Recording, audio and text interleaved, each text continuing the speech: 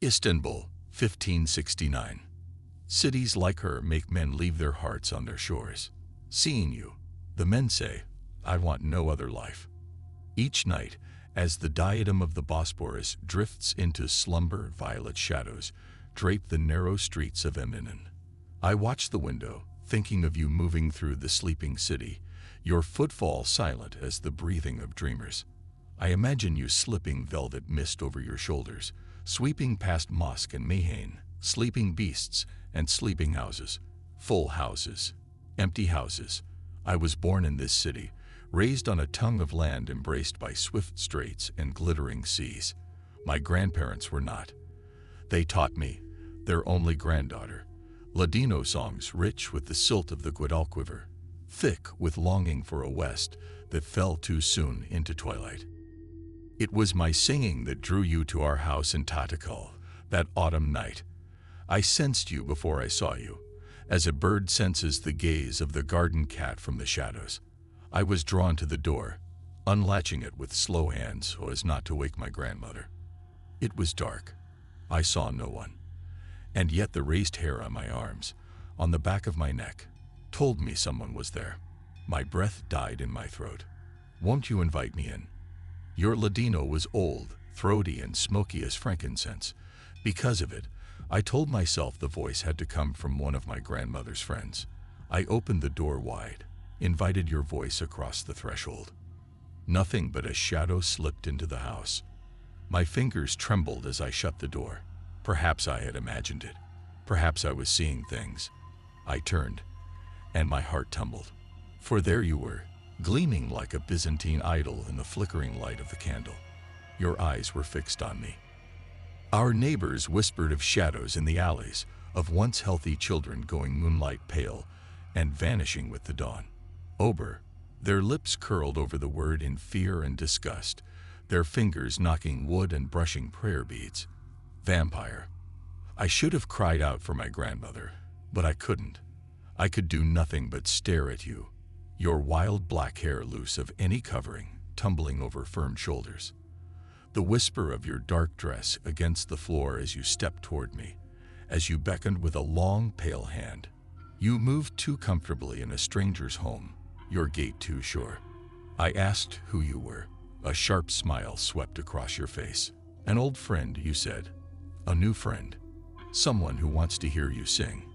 You drew no closer, but my feet followed you to my bed, as if you had drawn a thread from my nightgown and pulled, coy and playful. My heart raced, sending white panic buzzing in my ears. I knew we were cat and bird, predator and prey. Yet you, this shadow woman before me, were so still, delicate as the falling of night, sharp as the darkness behind stars. Won't you sing? I could obey so easily, bend and give you anything you wished, and yet I held firm. What will you give me in return for my songs? For a moment you did not answer. What do you want from me? You asked, one brow raised. The curiosity in your voice was a warning, an invitation, a note that should have sent me fleeing from the house, a note that fell so heavy in my chest, it rooted me to the spot.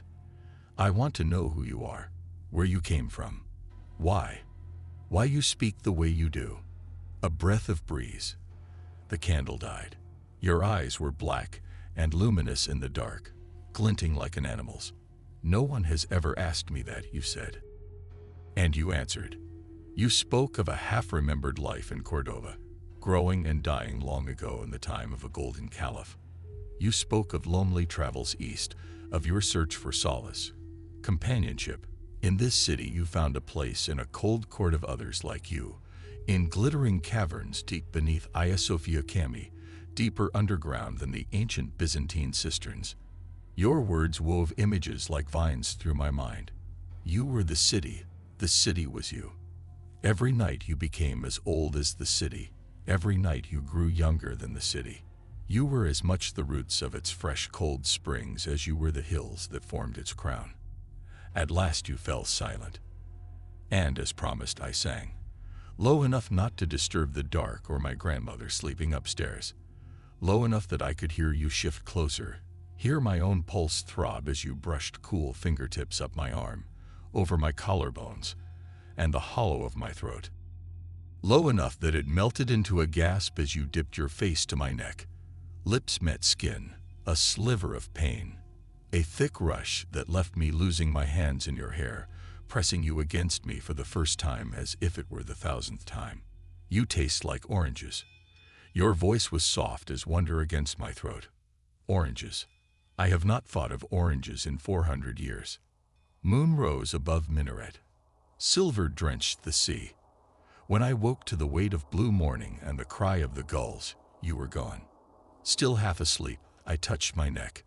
My fingertips came away scarlet. It was not a dream. You were not a dream. I should have been paralyzed with dread, but whatever fear turned in my stomach was drowned by the humming in my limbs. My hands shook as I adjusted my hair to hide my neck.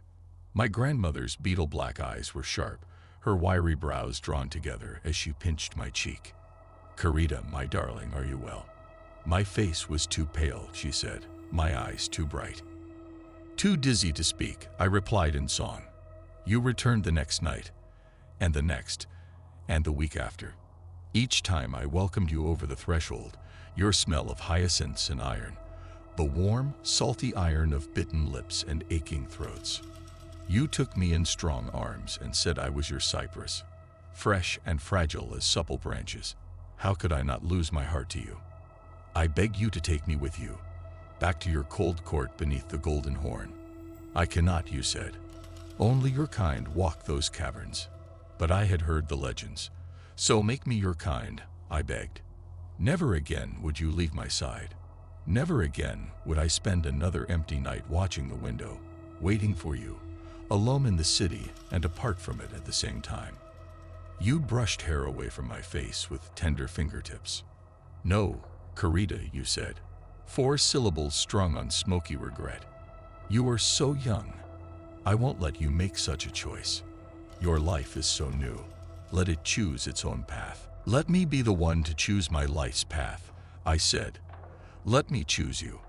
If only you could was all you said. Cities like her make men carve letters of conquest on their hills, raising stone on stone, raising minaret above dome. In your long life, I think you have forgotten how quickly the tides of mortal lives rise and fall. Sometimes you came every night for a week. Sometimes I watched the window for a month, heavy with longing so desperate and sweet it made my bones ache. I was 16, then 17, and between one of your visits and the next, my grandparents gave me to a stranger with fine clothes and calloused palms. It will do you good, my grandmother assured me, too kind to be pitying. Her soft, age-spotted hand squeezed mine. It will improve your health. I knew in my bones she was wrong. Still, I went to the stranger's house on the eastern side of Tatakel, closer to the chaos of the docks and briny breezes off the Halet, and never returned. The stranger's eyes were kind and his hands were gentle. But I wanted to choose you. Through winter nights, I learned to appreciate the warmth of his body next to mine, to match inhalation and exhalation. But my eyes stayed on the window, waiting, until the cry of the muezzin drew red dawn over the wooden roofs. You never came. Perhaps I know why. My bed is no longer mine own to share. My home is no longer my own. This life is no longer my own. But through spring and now summer, I watch the window. Every night I choose to fight sleep and wait. I choose you. What are you waiting for? The stranger asks. I hear a roll of distant thunder, the crack of stone on stone, of a storm that will never break over the city. I do not know if he can hear it too, or if, like your stories of cold courts and the smell of your hair, it might be all a dream. Rain, I lie. Cities like her make men pass verses from hand to hand, throat to throat, until morning bleeds golden over the hills of Sheshgar. Seeing you, they say, I want no other life. It is said this city was the apple of Feti's world. It is said she was the apple of a caliph's eye, long ago. I know I will never see you during the day, but I dream of you as I leave the Grand Bazaar. As I sink my teeth into sun-warmed Rumelia apples, as taut flesh splits and gives, as juice slicks my lips and chin. Sun beats down on the veil over my hair. I should return to Tatakil, but I am so close to the Hagia Sophia Kami. I walk towards the Byzantine cisterns and pace the ground above where you told me cold quartz glitter. Are you there, beneath my feet? As the sun sets, I think of the drip of water, of cool walls and your cool hands against my skin. I turn back as night falls, dry and itchy as wool. The tightly stacked wooden houses of Tatakil moan in the strong wind from the west, their shutters straining against hinges, the dark offering no reprieve from the heat. I sense eyes on my back. The hairs on my arms stand on end. I whirl. There is nothing but shadows, nothing but darkness. The low breeze tugs my skirts, beckoning me back to the stranger's house. I hesitate. Perhaps you are there, melting into the night. But perhaps it is nothing at all. Cities like her make men lay their lives in their ashes. Even as matches set to kindling, even as she folds in on herself with sighs and sparks. Seeing you, they say, I want no other life. That night, when the stranger shakes me awake, the diadem of the Bosporus is already studded with live embers. Fire devours the tight alleys of Eminent, sweeping past mosque and Mayhane. Cries of beasts and cries of houses. Empty houses, full houses. We tumble across his threshold, wet cloths covering our heads and faces, into the inferno. The buildings uphill of ours collapse in on one another, filling streets with waves of oven-hot air and shrieks. For a moment I cannot move. I was born in Tatakil. I lived all my life in here. Never again will I walk its dusty streets, smelling its sun-warmed roofs, listening to the jumble of dialects from every corner of empire. Tatakil will be my grave. The stranger is shouting. He grabs my upper arm and takes off at a run, wrenching me through the hot bodies filling the street, over burning wood, over burning flesh. Through the chaos, through the cries, I sense you before I see you. I know you are there the moment my hair stands on end. The roar around me fades, and we are cat and bird, predator and prey. I know you are there, and even though the inferno is alive, a demon with ravenous white arms, reaching ever farther with each sweep of the wind from the west, I stop running. The stranger's hand slips from my arm. He is lost to the bodies pressing forward, gone. Sweat pours down my neck as I turn and squint against the blaze. You are there, a shadow silhouetted against red rippling heat. One moment you are far, the next you are at my side. Nothing else exists as your arm snakes cool around my waist, as your lips brush my face. I thought I lost you. I thought I lost you, you say. Take me with you. My throat is dry as kindling. My face aches with each wave of heat from the burning buildings behind you. Tatakil is haze and flames, and the screams of horses in the distance. This life is gone. Let me choose you. A long moment passes. Then determination sets your beautiful face ablaze. Your wrist meets your mouth. White teeth flash, long and sharp as you sink them into your flesh. Darkness pours forth, dripping down your sleeve. Your wrist meets my mouth.